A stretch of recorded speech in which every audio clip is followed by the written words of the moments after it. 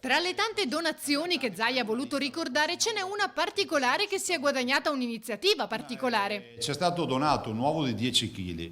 Allora io ho detto da subito doniamolo a qualcuno, però poi ho pensato dobbiamo fare un po' gli imprenditori su sta roba. Quindi il numero della mia segreteria è 041 279 2863. Allora ho pensato 10 kg di uovo non è roba da tutti i giorni, ci sarà un cittadino, un imprenditore che vuole aggiudicarselo, facciamo una piccola asta veloce, dopo mi arriverà anche a finanza, non so cosa succede, però facciamo una piccola asta.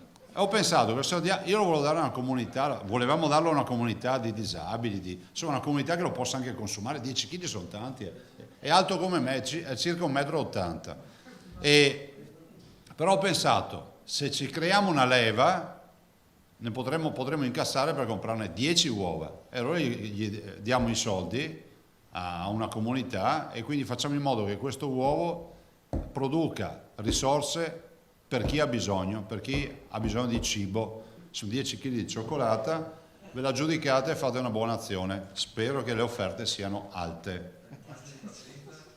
Beh, base di partenza un uovo così quanto costerà?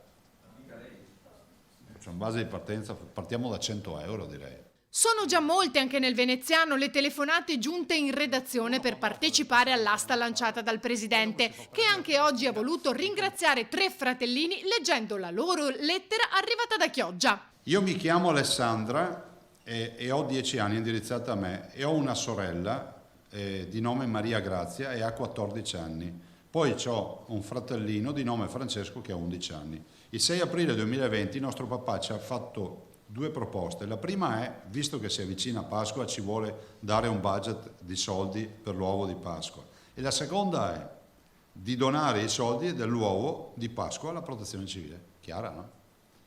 Noi ci abbiamo pensato e abbiamo detto che era meglio donare i soldi alla Protezione Civile del Veneto per consentire di avere mascherine a sufficienza e respiratori.